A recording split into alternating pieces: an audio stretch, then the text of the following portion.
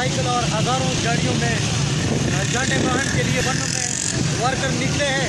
पर हम specially IK today वाले से ये दरख्वास्त है कि ये स्पेशली ये जो जना मुहिम शुरू किया हुआ है, ये वन में रैली निकले हुए, इसमें स्पेशली IK टुडे से रिक्वेस्ट है कि ये अपने पेज से शेयर करें। और वीडियो ठीक नहीं है क्योंकि यहाँ सूरज की तरफ से आए, लेकिन पहली बार ये मुझे मौका मिला है कि मैं ये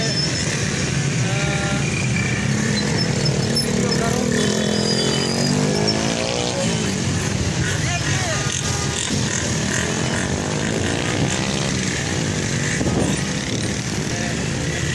वन में झंडा मुहिम के लिए वर्कर निकले। ये पहले सुबह से हमने ये जो परसों आज़हार एडुकेटर और रहमानी जो शुरू किया हुआ है, ये इसकी जो सिला हमें मिले सारे हज़ारों की तादाद में वर्कर निकले। और वो जो रैली है ना, ये शुरू हो गए झंडे मुहिम के लिए।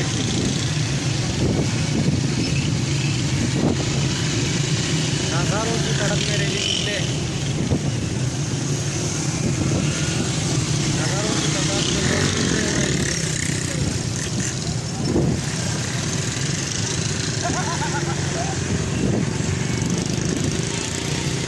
हज़ारों की तादाद में ये गाड़ियों और हज़ारों की तादाद में मोटरसाइकिल।